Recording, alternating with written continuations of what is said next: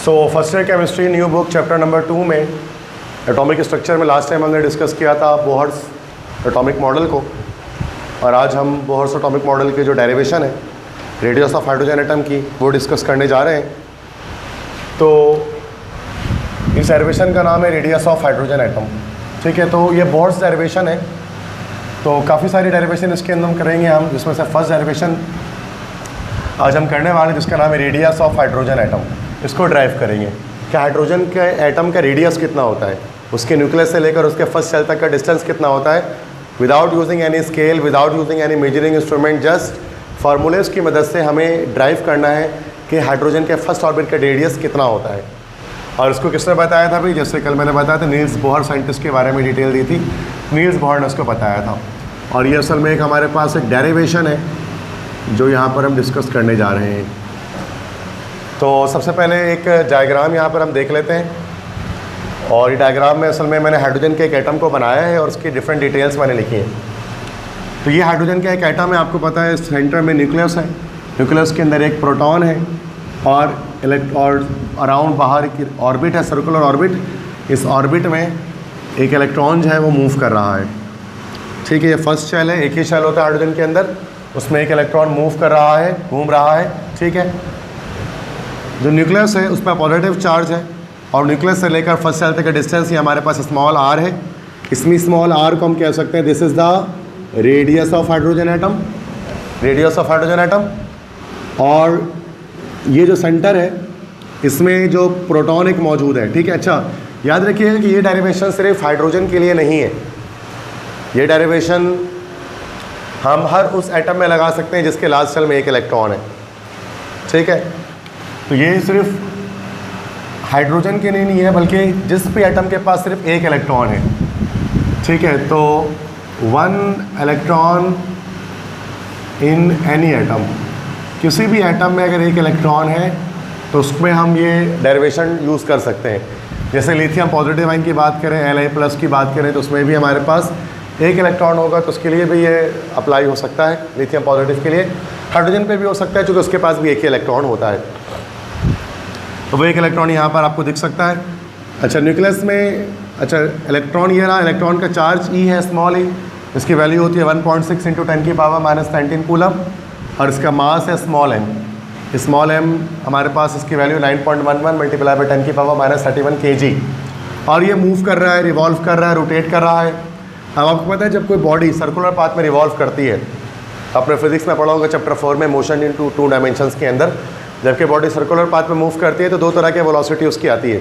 एक वेलोसिटी हम कहते हैं जिसको कहते हैं ओमेगा, ओमेगा जिसको कहा जाता है that is called angular velocity, angular velocity जिसको ओमेगा कहते हैं, रेडियन पर सेकंड इसकी यूनिट होती है। और एक वेलोसिटी को स्मॉल v से शो किया जाता है। जैसे स्मॉल v इज़ एक्चुअली ये कौन सी वेलोसिटी होती है, इसको लोग बोलते हैं टेंजेंशियल वेलोसिटी। टेंजेंशियल वेलोसिटी जो टेंजेंट बना के होती है 90 डिग्री पर, टेंजेंट बना के होती है, यहाँ होगी तो इधर स्ट्रेट, यहाँ होगी तो इस तरह से, यहाँ होगी तो स्ट्रेट इस तरह से 90 डिग्री पर होते हैं, तो टेंजेंट बना के होती है। This is called tangential velocity. तो इसको हम v से शो कर रहे हैं जैसे इलेक्ट्रॉन की वेलोसिटी। ठीक है, और न्यूक्लियस का जो चार्ज इसको Ze से शो किया जा रहा है। Z क्या है? एटॉमिक नंबर है। हाइड्रोजन के केस में एटॉमिक नंबर की वैल्यू इसकी हो जाएगी 1, और E charge of proton, electron का सेम चार्ज होता है। तो इतना प्रोटॉन जितना भी एटॉमिक नंबर है उसको E से मल्टीप्लाई करें। अब आप कहेंगे सर हाइड्रोजन में तो एक ही इलेक्ट्रॉन है, तो ज़रूरी नहीं है कि ये डेरिवेशन है सिर्फ हाइड्रोजन के ये लगाएं, ये हम लिथियम के भी लगा सकते हैं। अब आपको पता है लिथियम का जो एटॉमिक नंबर होता है वो कितना होता है भाई? 3 होता है, तो Z की वैल्यू 3 रख देंगे इसमें यहाँ पर। या लिथियम के अलावा कोई दूसरा एटम हो सकता है, इसलिए इसका overall charge of nucleus Z ही हो गया, Z × E। Z है नंबर ऑफ प्रोटॉन्स और E एक प्रोटॉन का जो चार्ज है। E से ही हम शो कर रहे हैं चार्ज ऑफ इलेक्ट्रॉन और E से ही शो कर रहे हैं चार्ज ऑफ प्रोटॉन। क्योंकि आपको पता है, मैंने बताया था फर्स्ट क्लास के अंदर कि इलेक्ट्रॉन और प्रोटॉन के चार्ज का मैग्नीट्यूड सेम होता है। दोनों का चार्ज 1.6 × 10⁻⁻19 कूलम है। वो अलग बात है कि इसमें प्लस में चार्ज, इसमें माइनस में, लेकिन वैल्यू सेम है। मास दोनों का अलग होता है इलेक्ट्रॉन और प्रोटॉन का, लेकिन चार्ज दोनों का सेम होता है। ठीक है, ये आपको पता होना चाहिए।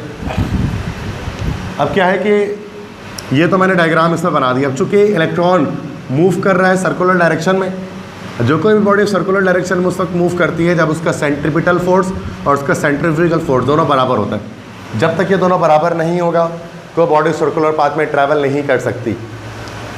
तो अब दोनों तरह के फोर्सेस कौन से हैं, अगर आपकी फिजिक्स थोड़ी वीक है तो आप जान लें। एक वो फोर्स है जो टुवर्ड्स द सेंटर होती है, और एक फोर्स आउटवर्ड द सेंटर होती है। जो टुवर्ड्स द सेंटर होती है मैंने यहाँ पर लिख दिया, वो सेंट्रीपिटल फोर्स है, और जो आउटवर्ड द सेंटर होती है वो कहलाती है सेंट्रीफ्यूगल फोर्स। जो फोर्स पार्टिकल को अपनी तरफ सेंटर की तरफ खींच रही होती है उसको हम लोग बोलते हैं सेंट्रीपिटल फोर्स, और जो सेंटर से दूर फेंक रही होती है उसको हम लोग बोलते हैं सेंट्रीफ्यूगल फोर्स। ठीक है भाई, दो तरह के फोर्सेस हैं। तो हम सपोज करते हैं कि हाइड्रोजन एटम को जिसमें एक इलेक्ट्रॉन है जिसका मास m है और चार्ज E है, मूव कर रहा है एक न्यूक्लियस के अराउंड जिसका चार्ज ZE है, और एक वेलोसिटी से मूव कर रहा है, वो वेलोसिटी क्या है v। ये ऊपर वाले डायग्राम को नीचे सपोजिशन में एक्सप्लेन कर दिया। तो ये जो मैंने यहाँ पर आपको बताई, this is what this thing is actually supposition. ये सपोजिशन आ गई। अब since the electron is exhibiting circular motion around the nucleus, चूँकि इलेक्ट्रॉन एक सर्कुलर मोशन कर रहा है न्यूक्लियस के अराउंड, सर्किल में दायरे में घूम रहा है, तो अगर कोई भी बॉडी सर्कल में घूमती है तो उसका centripetal force must be equal to the centrifugal force. जब तक ये दोनों चीज़ें बराबर नहीं होंगी, जब तक ये दोनों फोर्सेस बराबर नहीं होंगी, कोई बॉडी सर्कुलर पाथ में ट्रैवल नहीं करेगी। अब सेंट्रीफ्यूगल फोर्स तो बड़ा सिंपल होता है, mv²/r, लेकिन सेंट्रीपिटल फोर्स के बारे में याद रखना है कि सेंट्रीपिटल फोर्स बताते खुद कोई फोर्स नहीं है। दूसरी फोर्सेस क्या करती हैं, सेंट्रीपिटल फोर्स के तौर पे एक्ट करती हैं। मिसाल के तौर पे अर्थ, ज़मीन, अर्थ जब सूरज के अराउंड मूव कर रहा है तो वो कौन सा फोर्स है जो अर्थ को सूरज की तरफ खींच रहा है, उसके वो ग्रेविटेशनल फोर्स है, दैट इज़ ग्रेविटी। तो ग्रेविटी वहाँ पर as a centripetal force act कर रही है। बिल्कुल वैसे अगर आप अपनी बाइक इस्लाम चौक की चौरंगी के इर्द घुमा रहे हैं, इस्लाम चौक की जो दुआ चौरंगी है उसके गिर्द आप अपनी बाइक घुमा रहे हो, तो वो सेंट्रीपिटल फोर्स क्या है जो आपकी बाइक को दायरे पे घूमने पे मजबूर कर रही है, वो that is the friction between the tyre and the road.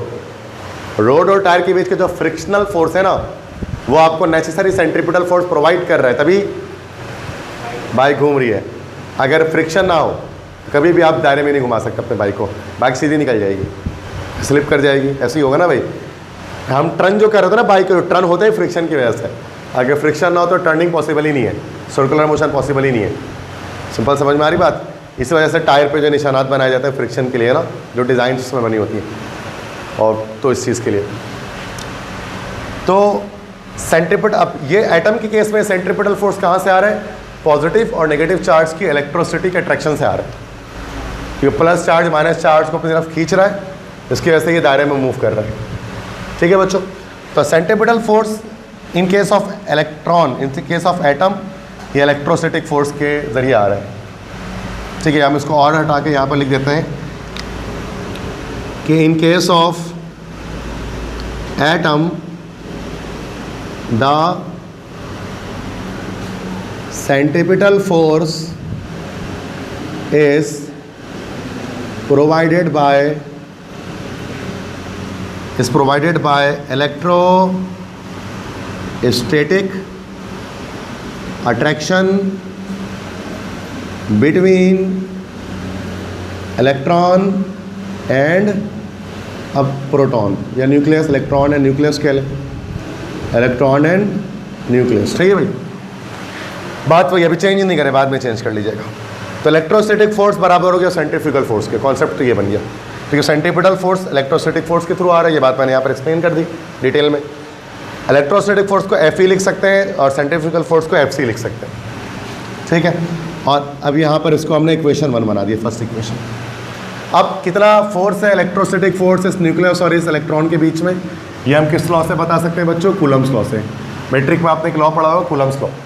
Coulomb's law क्या कहता है, Fe is equal to K Q1 Q2 upon R²।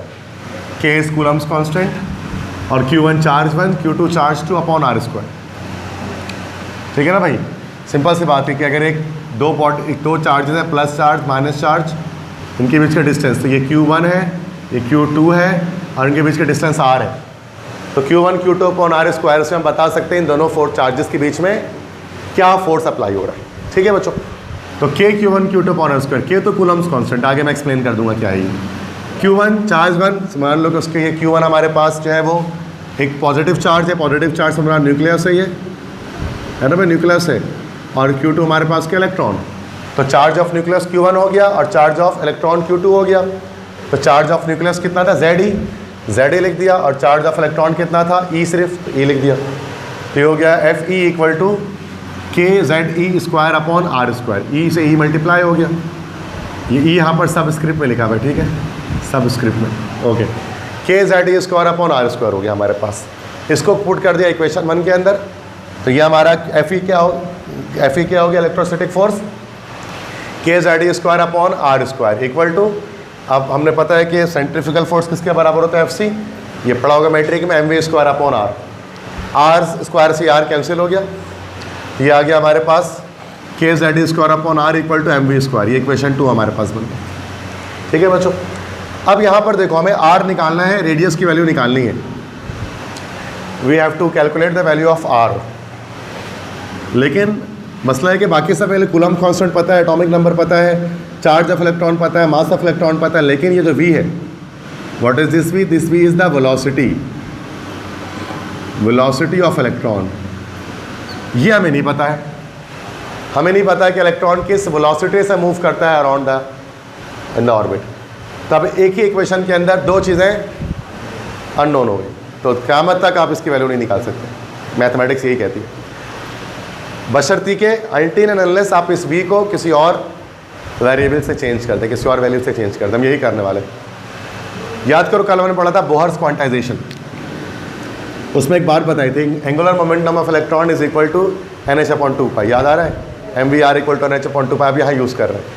MVR होता है एंगुलर मोमेंटम ऑफ इलेक्ट्रॉन, ये बराबर हो गया NH/2π के। V को यहाँ सेपरेट कर लो तो V किसके बराबर हो गया? NH/2π है हमारा। इसको क्या करते हो? पुटिंग इन इक्वेशन 2 कर दो। अब V पे सब्स्टिट्यूट कर दिया, V हट गया, बाकी ये सारी वैल्यू हमें पता होती है। ठीक है, तो NH/2π हमारे का होल स्क्वायर, ये NH का whole square equal NH square H square upon 4π square M square R square. ठीक है बच्चों, सही है। तो ये M से M स्क्वायर कैंसिल हो गया, R स्क्वायर से ये R कैंसिल हो गया। तो यहाँ पर R को अगर हम सेपरेट कर एक तरफ ले जाएं तो R बराबर हो गया N square H square upon ये सारी चीज़ें जो बच गई है उसको एक तरफ लिख देते हैं। सिंपल है, बस सिंप्लीफिकेशन कर रहे हैं। अब इसको हम इक्वेशन थर्ड इक्वेशन बना दे रहे हैं, और इसको याद करना है कि हमने सही किया कि नहीं किया इसको। तो इसके लिए मैंने एक निमोनिक नीचे लिख दिया, नहीं है मज़े की 4π, नहीं है मज़े की 4π।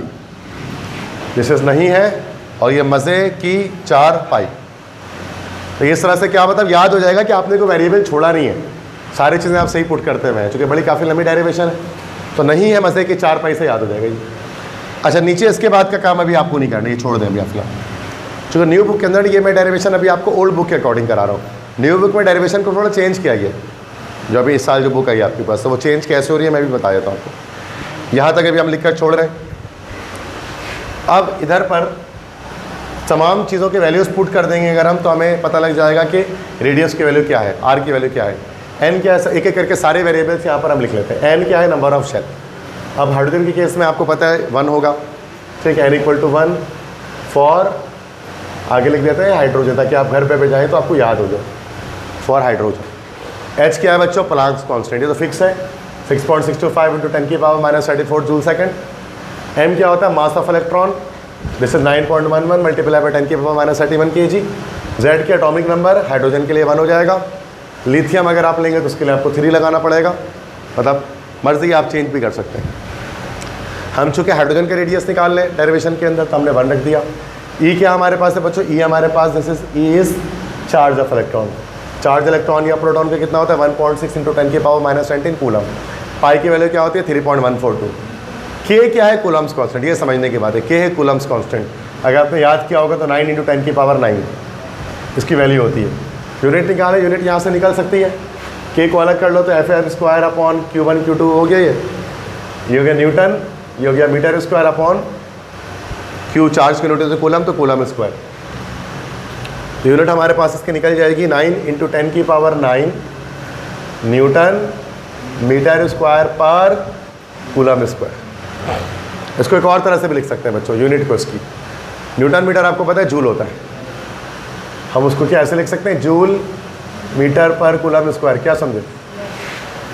ओके, तो न्यू बुक के अंदर इस तरह लिखा होगा तो कोई फ़र्क नहीं पड़ेगा, सो एक ही बात है, दोनों सेम यूनिट्स हैं के की। अब बच्चे ये भी पूछेंगे सर ये वैल्यू कहाँ से आई? कूलम्स कांस्टेंट की, अब ये नीचे मैं एक्सप्लेन कर रहा हूँ उसको।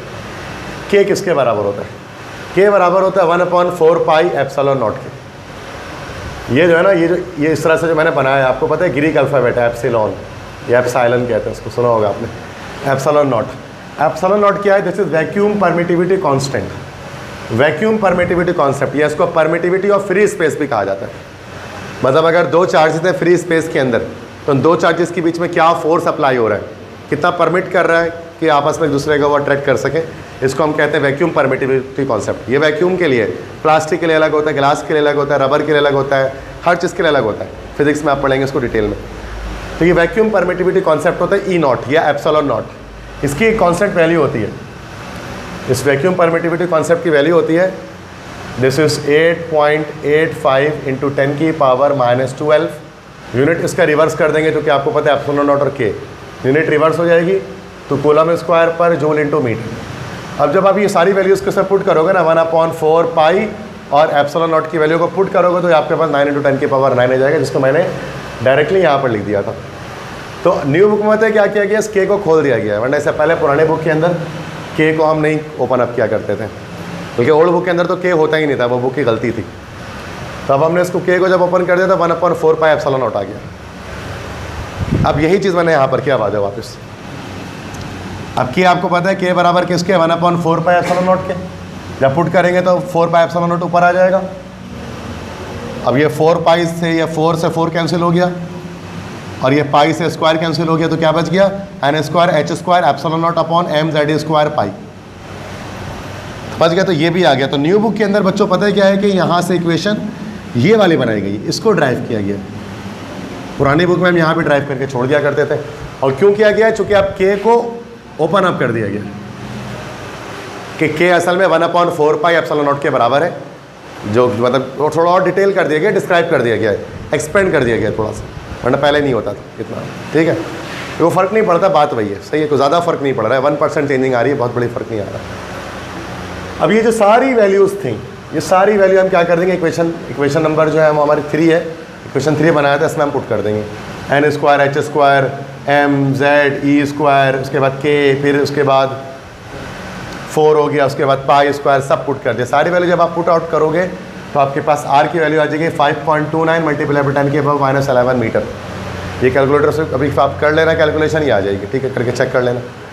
अब ये जो वैल्यू आ गई ना, अब हम इसको थोड़ा सा और सिंप्लीफाई करेंगे। मान लो कि हम क्या करें, यहाँ पर पावर पॉइंट है ना, पॉइंट को एक स्टेप पीछे लेकर जा रहे हैं। जब पॉइंट को आप एक स्टेप पीछे लेकर जाओगे तो पावर क्या हो जाएगा इसमें, पावर यहाँ पर +1 हो जाएगा। जब आपको पता है पॉइंट लेफ्ट साइड मूव करता है तो पावर +1 हो जाता है। ये हमारे पास 0.529 इंटू 10⁻⁻10 मीटर हो गया। क्यों किया सर ऐसा? क्योंकि हम चाहते थे यहाँ -10⁻⁻10 को रिप्लेस कर दें। एक चीज़ मैंने आपको बताई थी, 1 एंगस्ट्रॉम बराबर होता है 10⁻⁻10 मीटर के। तो 10⁻⁻10 किससे चेंज होंगे यहाँ पर बच्चों, एंगस्ट्रॉम से। याद आ रहा है एंगस्ट्रॉम सबको? एटॉमिक रेडियस की यूनिट होती है एंगस्ट्रॉम। तो ये जो है इसको हम लोग बोलते हैं this is called angstrom. Spectrum में भी बताया था मैंने आपको ये बात, ठीक है। तो बच्चों यहाँ पर अगर आप देखें तो यहाँ पर आ गया 0.529 एंगस्ट्रॉम आ गया। This 0.529 angstrom is the radius of first orbit of hydrogen atom. Hydrogen के एटम के जो फर्स्ट ऑर्बिट के रेडियस होता है वो 0.529 एंगस्ट्रॉम होता है। Without using any measuring instrument, without using any scale, any electron microscope, हमने जस्ट फिजिक्स केमिस्ट्री की पावर से हम बता दिए हैं कि भाई कि क्या फर्स्ट ऑर्बिट के रेडियस होगा, मतलब यहाँ से लेकर यहाँ तक का फासला कितना होगा, 0.529 एंगस्ट्रॉम होगा। बस समझ में आ गई? तो बहुत छोटा होगा ये, 10⁻⁻10 में जा रहे जाकर। कभी ज़िंदगी में आप अपने स्केल से इसको कैलकुलेट नहीं कर सकते, लेकिन हमने कैलकुलेट कर लिया। और हमने नहीं, असल में ये बोहर नहीं किया था, इसलिए बोहर्स डेरिवेशन इसको हम कह रहे हैं ना भाई। अब यही चीज़ वैल्यू कैलकुलेट हो गई। अच्छा, अब यहाँ पर एक और चीज़ देख लो आप बच्चों कि यहाँ पर जो n की वैल्यू है, अगर हम शेल को चेंज कर लेंगे तो यहाँ पर n चेंज हो जाएगा, और अगर हम एटम को चेंज करें तो z चेंज हो जाएगा। और ये वैल्यू हम हाइड्रोजन के लिए 1 रख रहे हैं ना, अगर आप उसको सेपरेट कर लो n स्क्वायर अपॉन z को, ये पूरा 529 एंगस्ट्रॉम ही रहेगा, 0.529, क्योंकि 1 ही तो सपोज कर रहे थे हम इसको यहाँ। तो एक इस तरह से भी लिख सकते हैं हम इसी इक्वेशन को, क्योंकि ये पूरी वैल्यू जो है ना, अगर आप उसको हटा दो, n स्क्वायर अपॉन z को अगर अलग कर लो, इसी के बराबर आ रही है, ठीक है। बताए वैसे भी हमने उसको 1 और 1 ही रखा हुआ, ठीक है। इसी पूरे 0.529 एंगस्ट्रॉम को हम a नॉट लिख देते हैं, स्मॉल a, और नीचे थोड़ा ऑन 0 बना देते हैं सब स्क्रिप्ट में।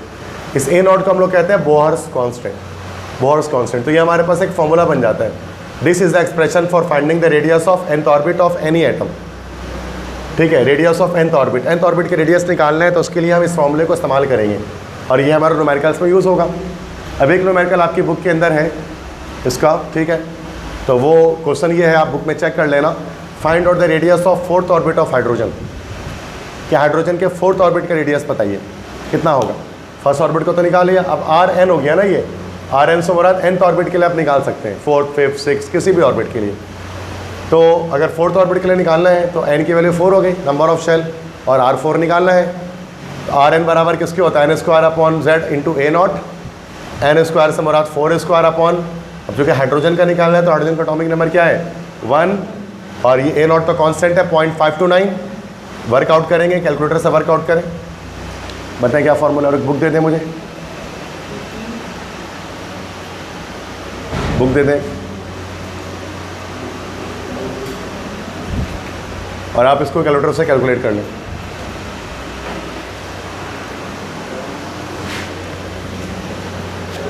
ठीक है, एग्जैक्ट सेम न्यूमेरिकल आपको बुक के अंदर मिलेगा। ये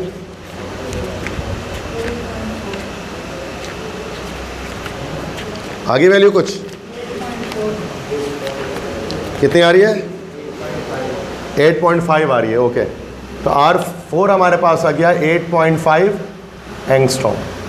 दिस इज आंसर। तो बहुत आसान न्यूमेरिकल है ये, सिंपल इस फॉर्मूले में n है number of shell, z atomic number और a नॉट बोहर्स कांस्टेंट। इसको पुट करेंगे, हम आंसर ले आएंगे। अब सेकंड शेल, थर्ड शेल जितना भी चेंज कर देंगे n के अंदर इसमें चेंजिंग आती रहेगी। ये आपकी बुक के अंदर एग्जाम्पल नंबर 2.1 है ये, जिसको मैंने यहाँ पर सॉल्व करवाया। ठीक है, समझ में आ गई बात सबको, क्लियर है। डेरिवेशन बोहर्स की ये फर्स्ट डेरिवेशन थी। नेक्स्ट क्लास में हम करेंगे एनर्जी ऑफ रेडियस को ड्राइव करेंगे।